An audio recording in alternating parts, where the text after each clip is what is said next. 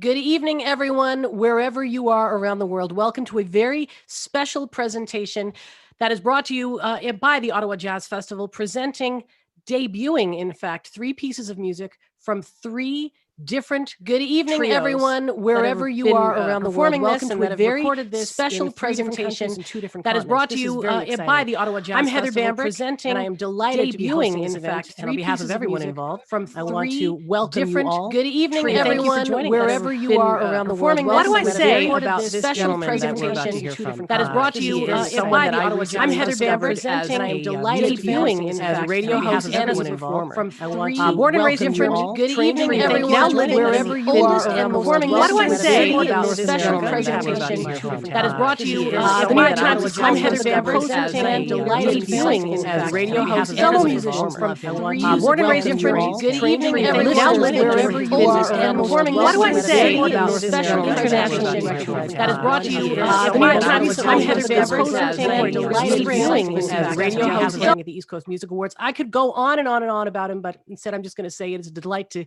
be here and share some time tonight and some music with Florian Hoefner. Thanks so much, Heather. Thanks for the lovely introduction. It's so great to have you on this to host this event.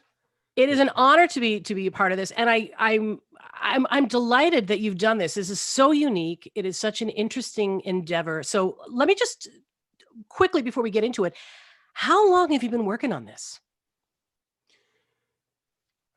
Since early August. Originally, this all came off through a Canada Council grant. They had a pretty rushed deadline to get these projects ready. Luckily, then they moved it later. I think everyone was struggling to get this done over the summer. So I've been working on this since August, and the videos were completed about a month ago. So it was a long process. A lot of work went into this. Clearly. How did it come about? Like, why did you suddenly think, hey, why don't I get three different trios from all over the world performing three different pieces of music that I'm going to compose specifically for them, and then we're going to record it independently of one another and then broadcast it to the world on the internet? How did this whole idea come about? Well, I got inspired a little bit by the Ottawa Jazz Festival, actually, because I was invited to be part of a project by Christine Jensen that she did for the Ottawa Festival in June with a similar concept, with a layered recording. At the beginning of the pandemic, I thought, well, I probably won't get into the recording stuff. I don't have any experience. I don't have any gear. It's probably going to be over soon. And as we all know, that it turned out to be very different. So I took part in this project with Christine and was a tentet. And I realized, it's actually, it works quite well. It's not the same as playing live, but you can still make nice music this way. And so then these Canada Council grants came along. They were called Digital Originals and were meant especially for these kinds of online projects with the idea for musicians to acquire new digital skills through this as well. And then, I thought about what could I best do for this. And I knew that I had to work with musicians where I had a long-standing stage experience or rapport with them, because jumping into this with someone new where you don't know how they play, they don't know you as much, this would have been way more difficult, right? So I knew I needed a number of people who I had worked with live a lot, so that I knew what to expect and they knew what to expect from me, vice versa. So that was the idea with the three trios. Yeah. And to that point, when you're composing music like this that is not going to be recorded in the same space, you're all in completely different countries. Sometimes different cities, sometimes different countries. How important is that knowledge of people's style, people's playing, when you can't actually be there to react directly to one another? How important is it to have that connection by memory and experience of playing with them? I think it's extremely important. One to write music specifically with the players in mind. You write different. You just end up writing things that work really well if you think about the players who are going to be filling out these roles. And then it's also when you know each other, you have a sound in your ear, right? The first person laying down the first track is playing by themselves without anything, right? So it's good to know what the other players go for, what they what they sound like. I think Sam was saying when he played his part, he tried to imagine playing with me and Peter. And we've done, I don't Right. know, 100 concerts together or something. We've been on tour a lot, so that's the advantage of this situation, that they can imagine it. What is it like to play with these people, even though they're not there live? You mentioned the pandemic. That's how, I mean, we wouldn't be doing this if we weren't in the middle of a pandemic. You'd be doing this on a stage somewhere with these guys. What has been your experience? I mean, as a musician, what's your experience been? How has this affected you as a creative spirit, as a musician? Yeah, I mean, it has affected me in a profound way, like most musicians, in that I've lost all my live performance engagements, jazz camps, workshops, recordings, showcases. Like, I had so much scheduled for the spring, summer, and fall, and all of it got canceled eventually. Mm. The biggest thing, I had planned this whole tour in Europe for like 10 days or something, and all the gigs were lined up. I had funding lined up, everything was ready to go, and it's so much work to put this together, right? And then in August, I looked at this and thought, no, this is not, it's not going to work, and I pulled Right. the plug on the tour and had to cancel it all. And it's not like you can just take it and transplant it and say, okay, we didn't do it in 2020. We're going to do it in 2021 or whatever the case may be. Yeah, I mean, partially you can. A lot of the presenters are very good about that. Like, if you, a lot of them said, we give people who lose a gig through the pandemic, we will try to reschedule. And so I was able to move a number of things a year later. Mm. Others, just the timing didn't work out, so that has to be pushed even further out. So it worked a little bit to postpone things. Right. I wanted to record a new album in December, which I would have had to travel to Toronto for. That would have been this week, actually. So Mm. obviously that wouldn't have been possible. Yeah. So I had to postpone that too until further notice, until I can do that again. Right. So Yeah. We talked to the other musicians, the musicians who were involved in each of the trios, and we asked them about their experience with regard to the pandemic and how it affected them. And here is what they had to say.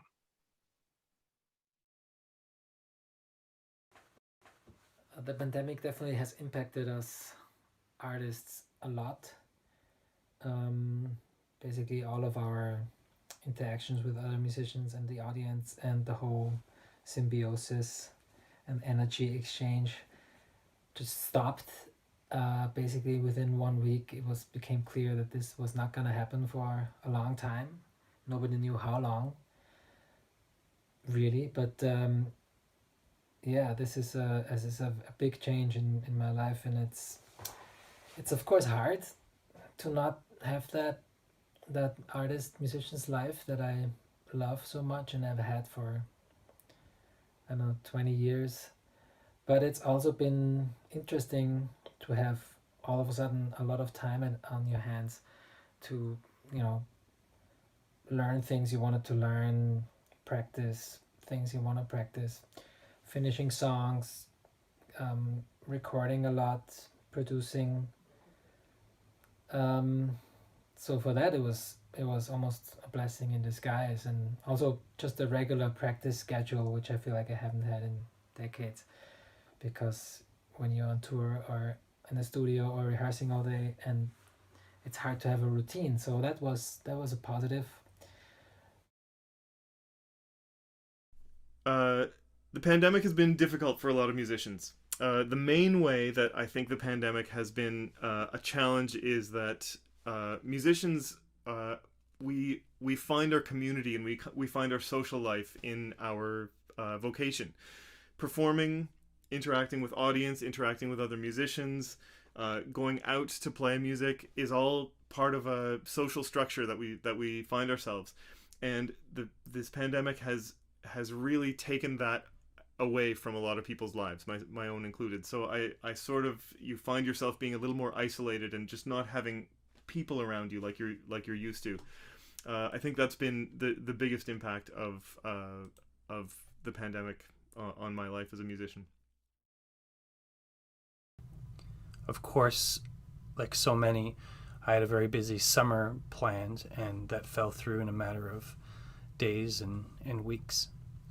Since then, I still have made it a priority to stay active, both in the musical community here in Montreal, but also in my own artistic growth, playing and practicing and writing music, and when it's appropriate and safe to do so, still collaborating with others in person. There's no question that this has been a very different year than any others that I've experienced. However, the times that I have been able to collaborate with others, this project is a good example, and some other in-person live things here in Montreal, I have really valued and appreciated the experience. I certainly haven't taken these opportunities for granted. It's been nice to have some practice time, um, revisiting some things that I haven't practiced in a long time. So that's been nice. Uh, I have a long-standing injury, so it's been nice to um, have some time without performing in order to really let the rest and the treatment sort of do its work. Um, Other than that, I would say it has pretty much completely evaporated my life as a musician. So, uh, not not too much positive to say about it.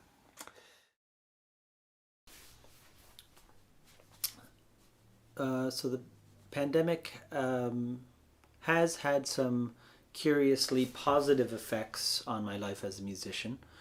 Um, it reaffirmed how much I love music, how much I love playing music, how much I miss performing and hanging out with all of my musician friends, and when the time allowed for us to get together again, when some of the confinement measures were relaxed, that was what I ended up doing, was getting together with friends and playing music, and for the fun of it, not just to get paid, not just to pay my bills, which, being a professional musician, that's something that figures into playing music, making money. And when that was taken out of the equation, well, I still want to play music. I mean, and I have a lot of great musical friends, and so it was much easier to get together with friends that live in Montreal, obviously.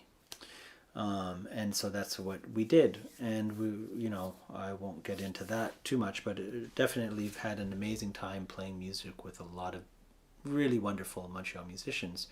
It has made it tougher for my musical friends in Quebec City, in Ottawa, in Toronto, and I have some farther out, in Victoria and Vancouver, and some in, like Florian, in St. John's, Newfoundland. And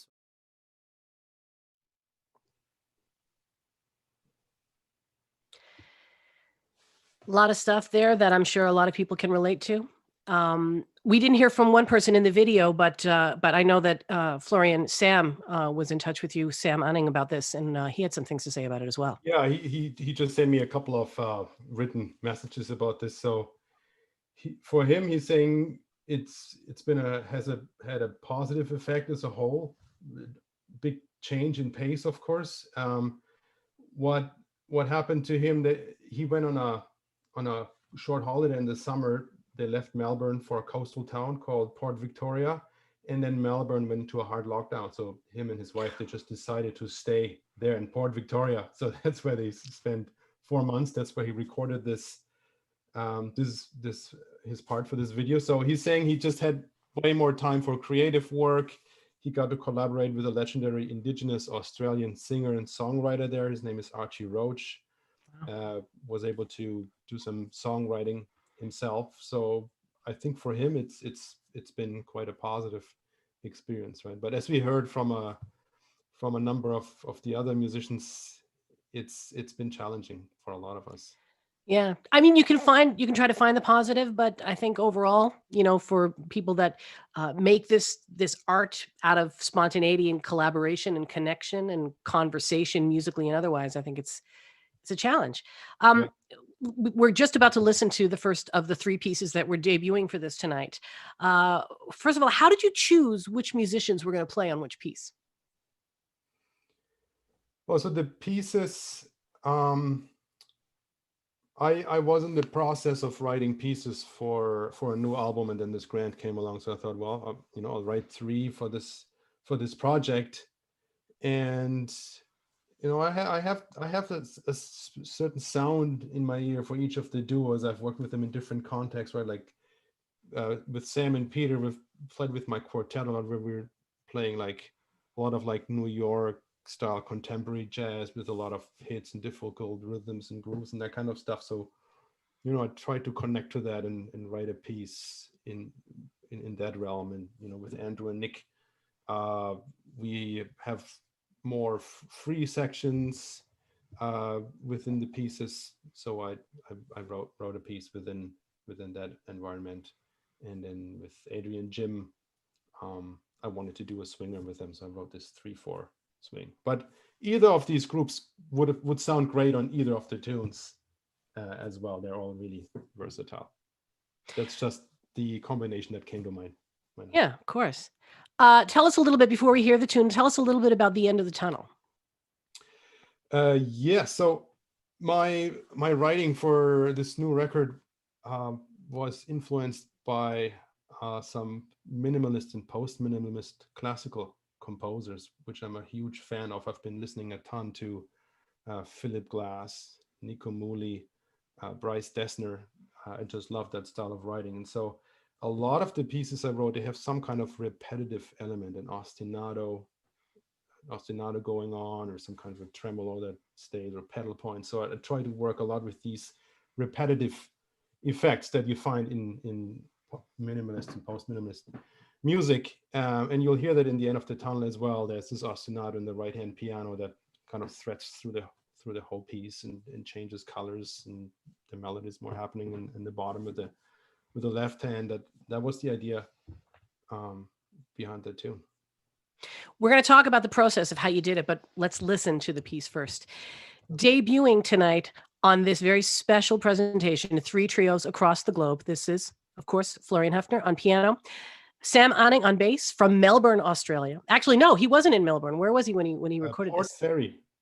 There you go. And Peter Kronreif on drums from New York City. This is The End of the Tunnel.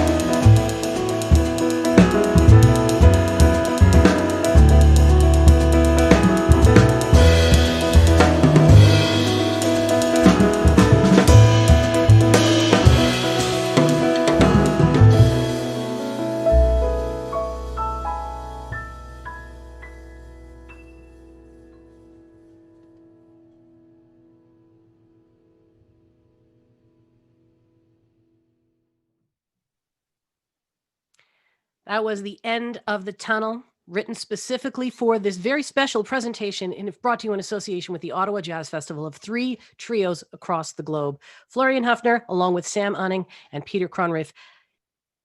I'm mind blown. And because for people who don't know, if I can use a sports metaphor here, would this not be kind of the equivalent of playing hockey with a string of players on your line where you're all wearing blindfolds and you all kind of have to guess where the other player is going to be before you pass the puck? Is that safe to kind of do that comparison?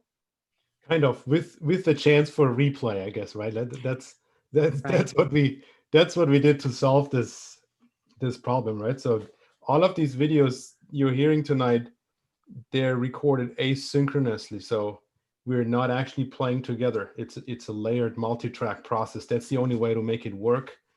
There's some apps or softwares around where you supposedly can play live together. It's definitely not going to work to Australia. I tried it once with a friend who lives a couple of houses down, and the latency was already way too big. Maybe Newfoundland is for that, but I've seen some people do it for shorter distances, right? But Newfoundland is always a little bit behind anyway, so it explains it, right? Yeah. So talk a little bit about the process then. Yeah. So how did this happen? How did you make this recording? Yeah, so we had to play one after another, right? So the first person who goes has to play by themselves, so with a click track, right, without hearing all the other parts. So for all the videos, I usually went first because I knew the pieces the best. I wrote them, and I have, with the piano, I have most of the information present. Right. So I play like a reference track or a bed track for the others. I sent that out. And then for the End of the Tunnel, we had the luxury that we could send stuff back and forth multiple times because everyone was able to record at their homes. The other videos, someone always had to be in a studio, so that limited this possibility to send stuff back and forth, right? So I went first. I sent that to Peter. He did his kind of first rough run over it. Then we sent it to Sam. Sam did his take. He played third, the best position in this kind of thing. and so that's the track that you're hearing from Sam. That's the first time he played over it with hearing me and Peter. But then I went back and I did another one. Now hearing Sam's final version, Peter's rough version.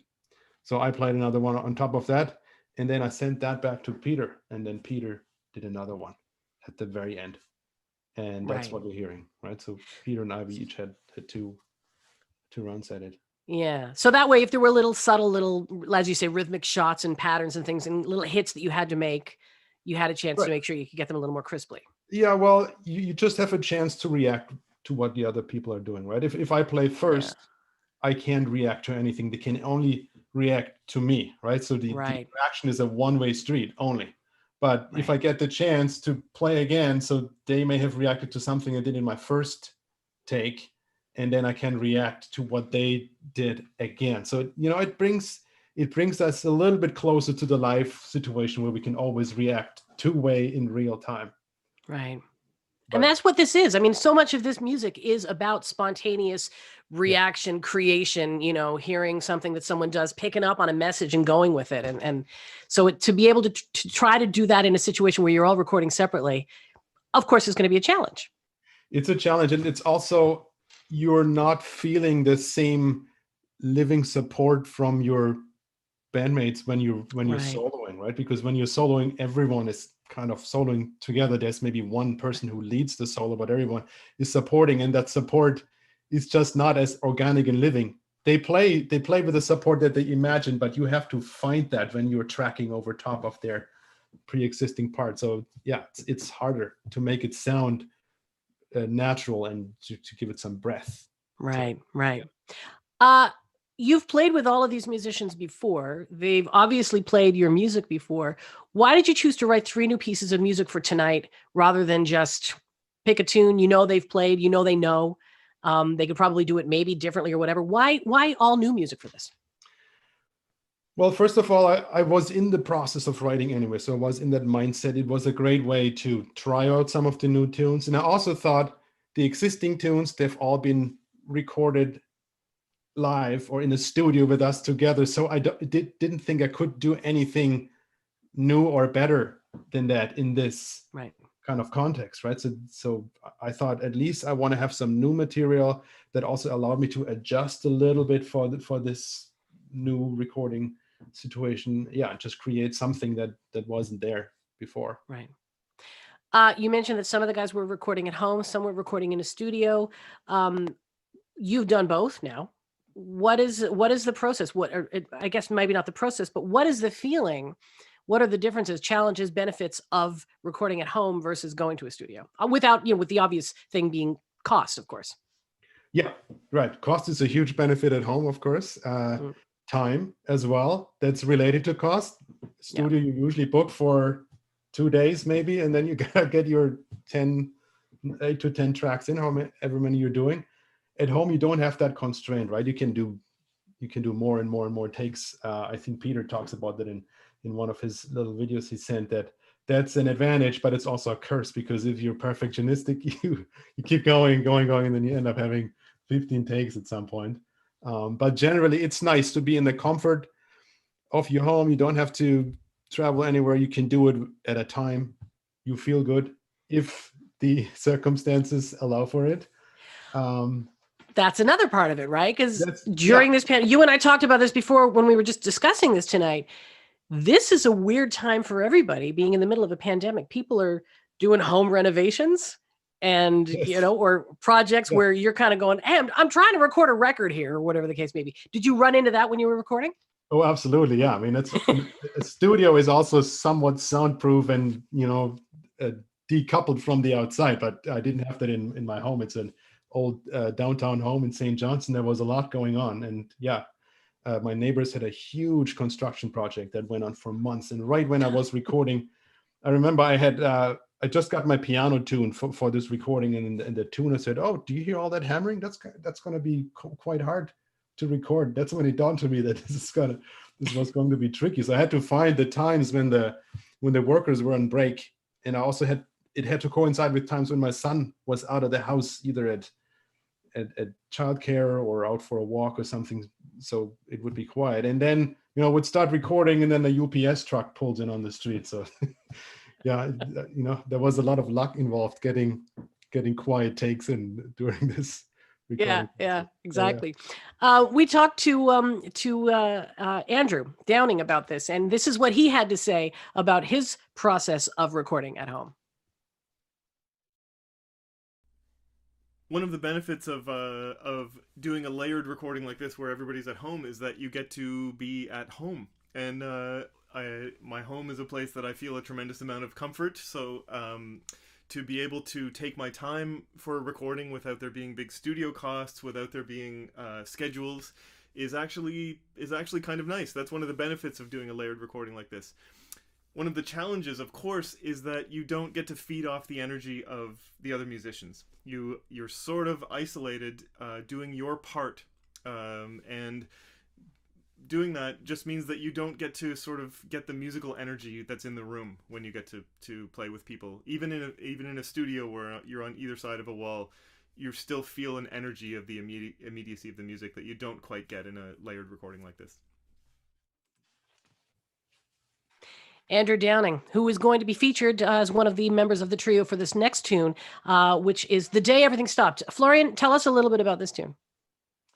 Yeah, I mean, the title is it's obvious. It's about that day. I think it was a Friday, may have been a Friday the 13th in March, when across the country, all of a sudden, from one day to the next, everything just got canceled, shut down. Like one day you think, oh, I have all these concerts coming up. I was in the middle, very close to a super exciting final project with my big band here at Memorial University. We had a guest coming from New York, and we had rehearsed this super difficult program all by Remy LeBeouf. He was going to come in and work with us, and then this all fell apart within hours.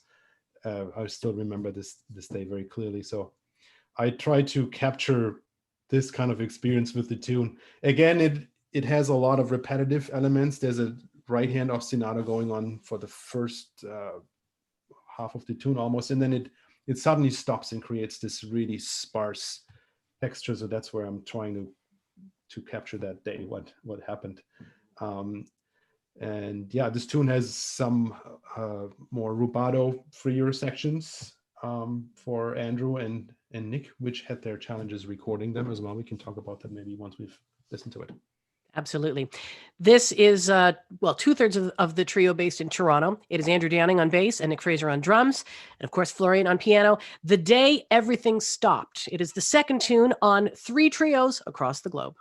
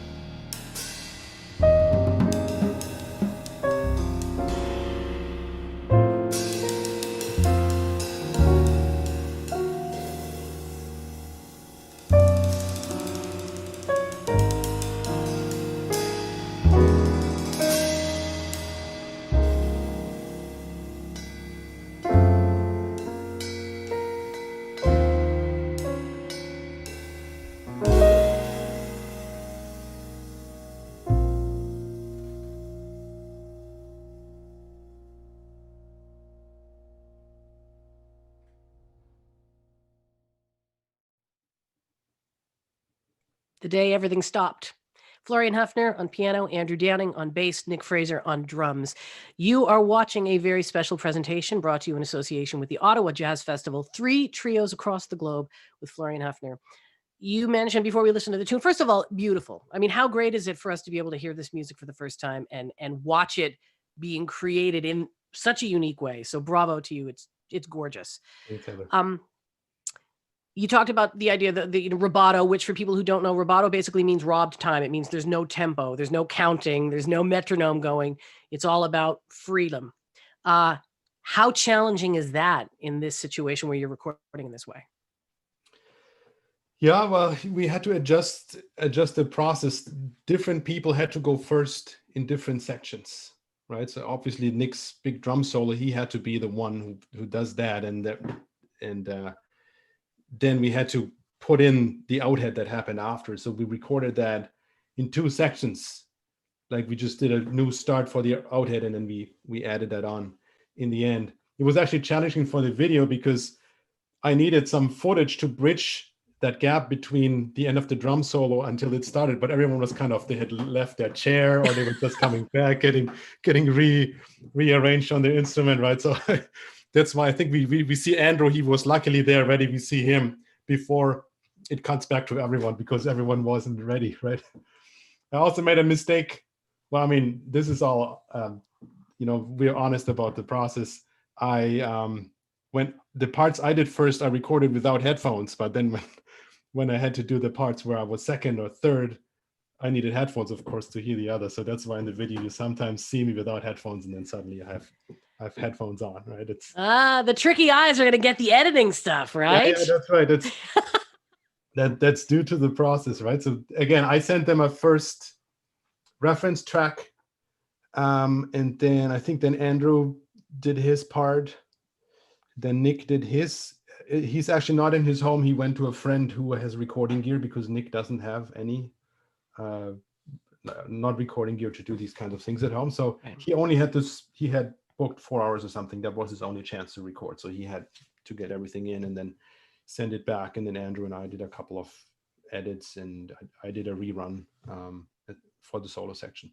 Yeah, with that ostinato thing, that had to be right the first time because it's so tricky to line up those left-hand hits. I couldn't have done that again over the other's part. That had to be there first, and it had to be it. And I knew that when I recorded the first take, I sent to them, right? But then the solo section, I wanted to do that once I had bass and drums underneath. Otherwise, this would have been very difficult to do. Yeah. To say the least. I mean, when you're writing this stuff, when you're composing this, knowing what the process may or may not be like. I mean, I'm assuming the composition probably happened before you knew exactly how you were going to do it. Is that the case? It did, but then when I looked at what I wanted to adapt for this situation, which tunes I wanted to choose, I thought that this would probably work well because it has this ostinato as kind of an anchor.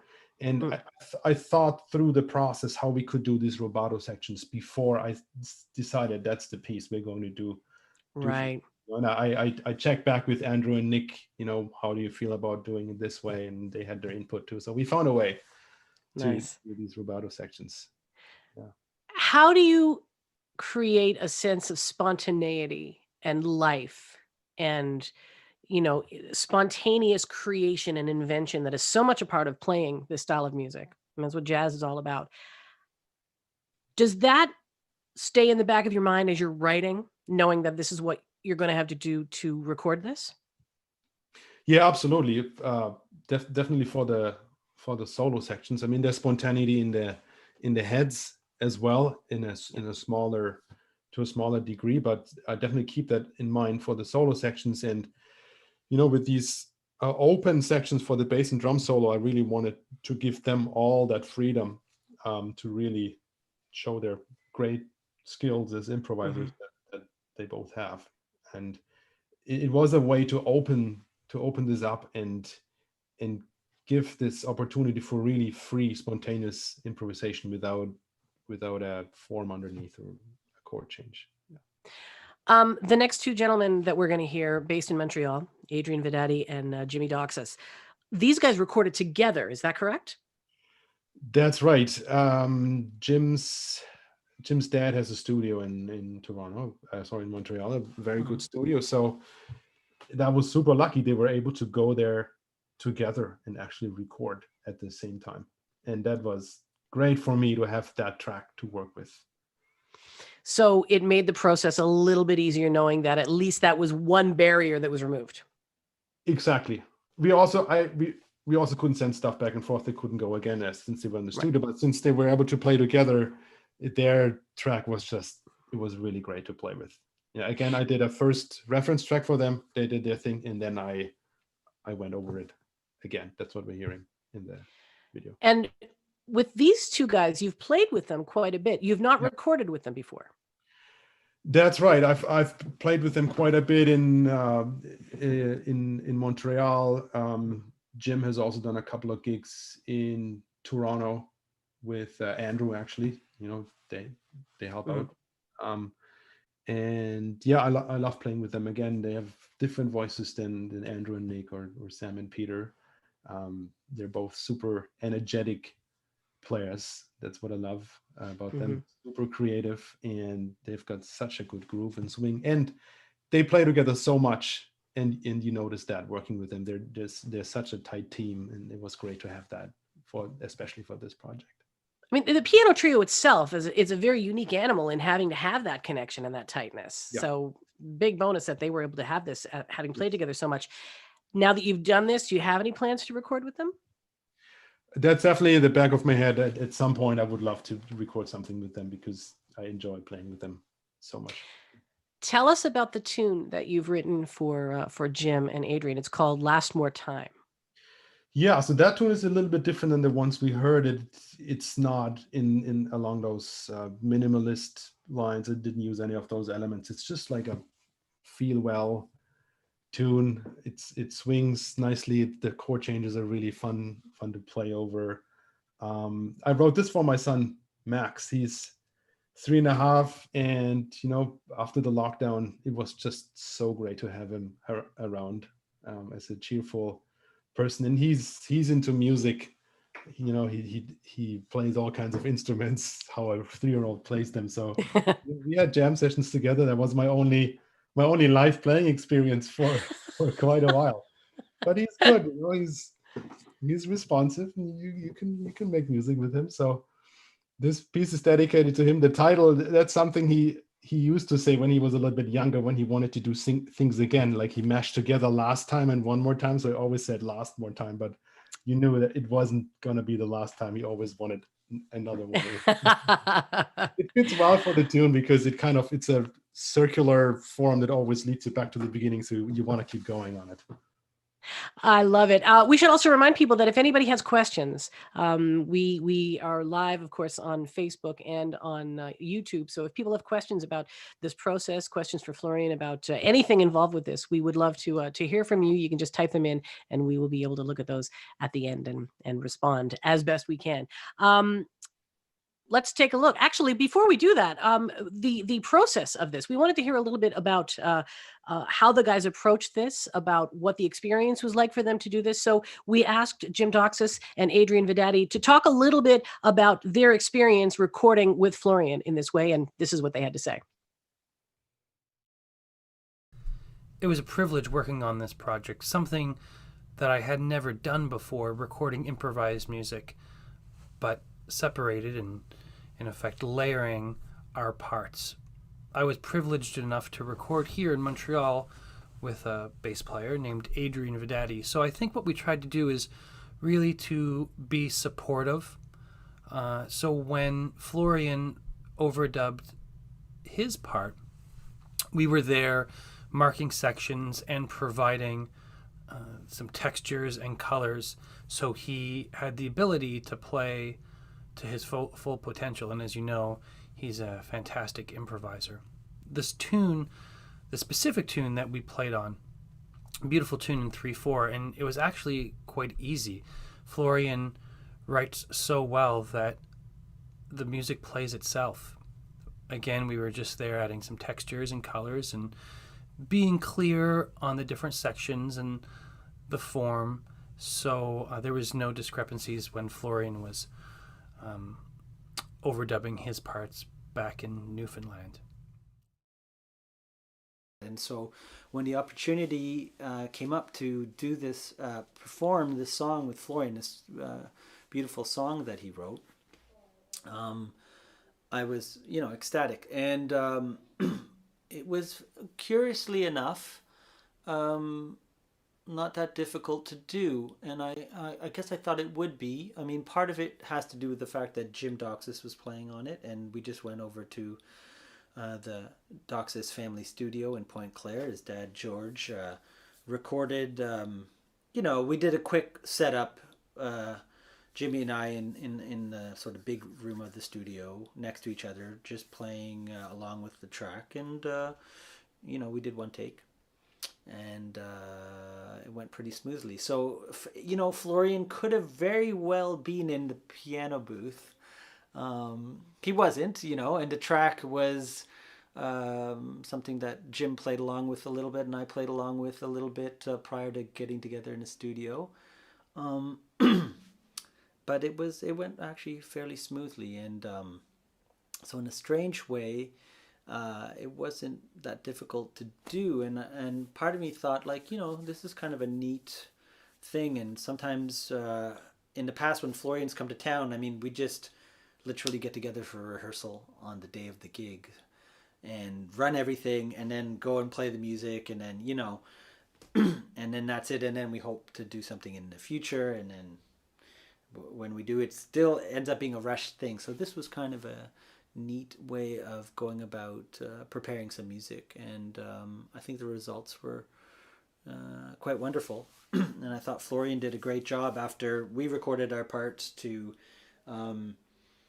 he re-recorded his piano part, and that's what we hear today. And I think it's quite a lovely result, and for me it was a nice when I heard the track, it was a nice reminder of just a one of the positives that have come out of this pandemic. Adrian Vedady and Jim Doxas talking about the experience of recording this next song with Florian Hoefner. And this is the song they're talking about recording. This is Last More Time on 3 trios across the globe.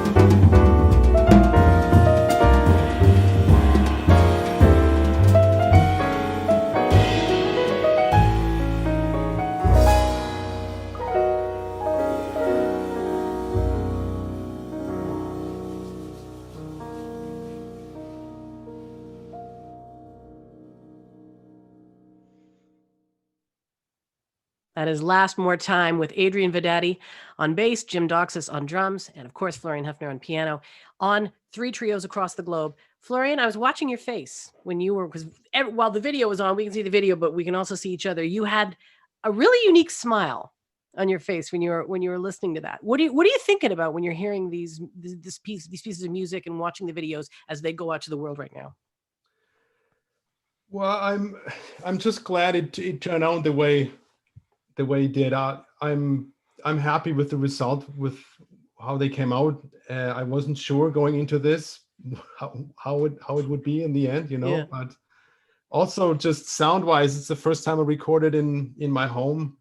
I'm new to all of this. I bought some microphones for this, and yeah, I had to figure this all out. I had some help, but it was the first time. So I wouldn't have dreamt that my piano would sound that good from at home. It sounds great. It really does. Yeah.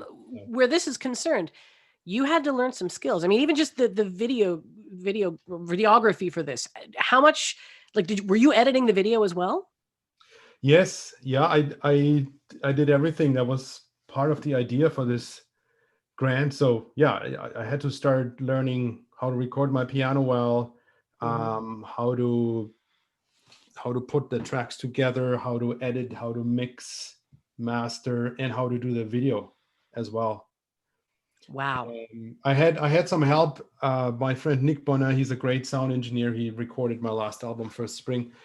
He coached me. He called in on Zoom, and I shared my Pro Tools session, and he walked me through all the process, how to mix a trio record from the ground up, how do you do EQ and reverb and compression, and I just learning the program, right? It was new to the program too. It's an incredibly complex program, so there were a lot of new skills that I learned through this, and I'm grateful that I did it, because it's skills that will probably serve me well having. Same with the video editing. You can notice, if you remember the first piece we played at the end of the tunnel, at the beginning I did like these shifting videos in and out, but I noticed soon that it was difficult to get that right.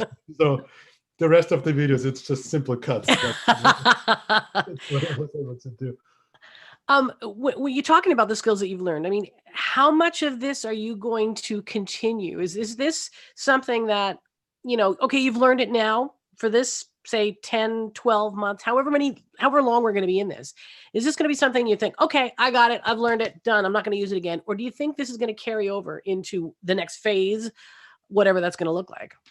I will certainly be using these skills in other contexts. I think once we're able to play and record live again, I probably won't do a distance recording like that because of the limitations. And it's a lot of work to put it together. It's 6 minutes of music and, I don't know, 10, 20 hours of work, probably. But, the next time I do my own record, I will be able to do a couple of things myself. It's nice to have control, to be able to execute the things myself. So when I do edits, I know the music best, where the beats are, where the measures are, and so I can just try out stuff without having to explain it to someone doing it for me. So that will be super helpful going forward. I've also been teaching a large ensemble here at Memorial University online.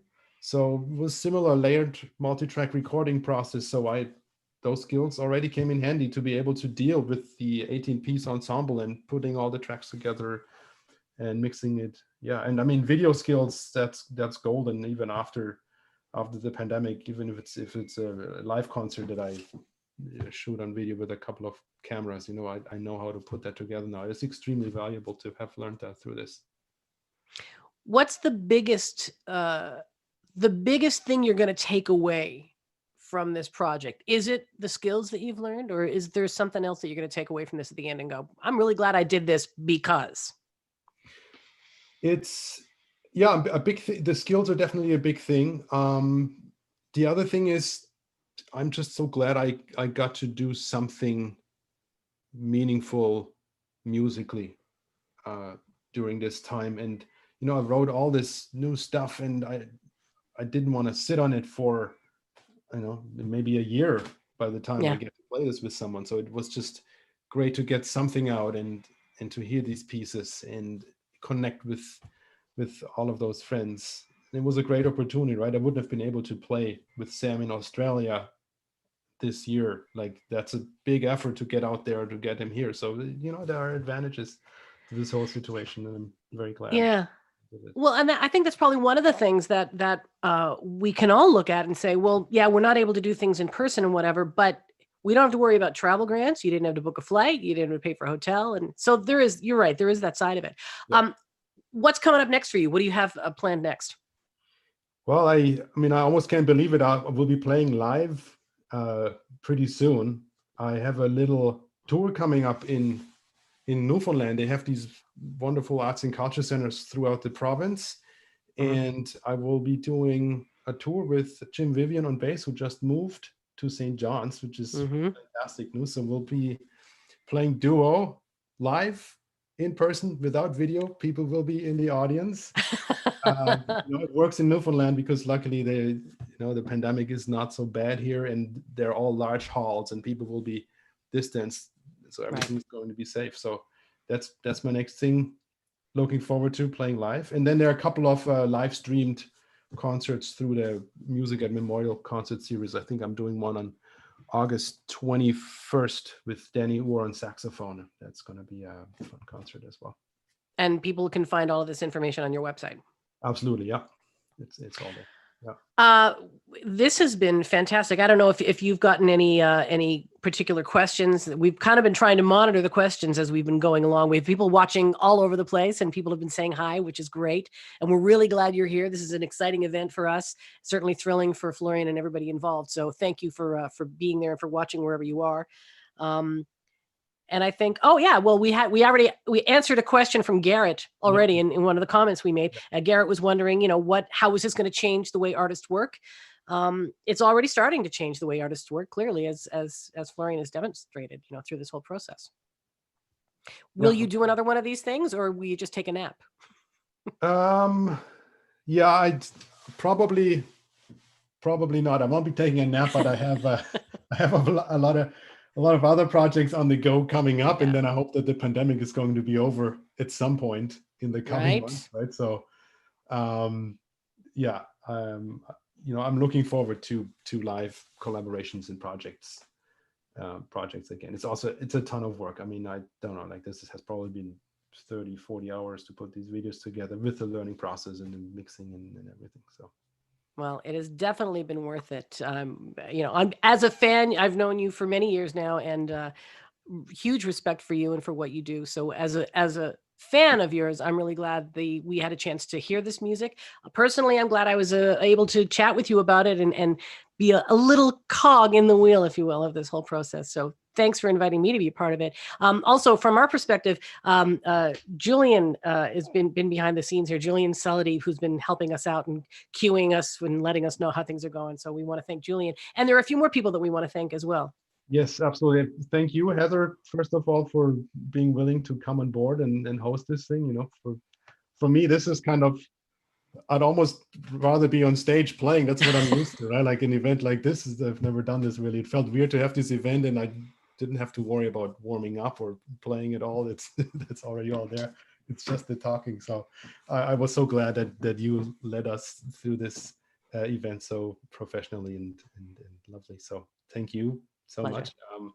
I wanted to thank all the musicians involved for carving out the time, for finding the equipment, for going to a studio and making this process work. I know it wasn't easy. Nick Bonnet, who helped me with the technical side of things, it was fantastic help. I learned so much from him. The Ottawa Jazz Festival for hosting this, the Canada Council for the Arts for supporting this project with a grant, and also the Office of the Vice President of Research at Memorial University, which also supported this project. So we've had a lot of help through this, and I'm very appreciative for that. And of course, thank you to everybody who joined us online. You can keep your questions coming. Of course, we will be staying on top of it, and Florian would be only too happy to answer them. So we thank you for being a part of this. This link will still be active for a little bit. So if you enjoyed it and you know someone else who would enjoy it, be sure to pass it on to people so they get a chance to experience this music themselves. And Thank you for being a part of something that's been very, very special. You have been watching 3 trios across the globe, a very special presentation in association with the Ottawa Jazz Festival with the man himself, Florian Hoefner. Congratulations, my friend. Well done. Thank you, Heather. Thanks all for watching, listening. Thank you so much. This was a blast.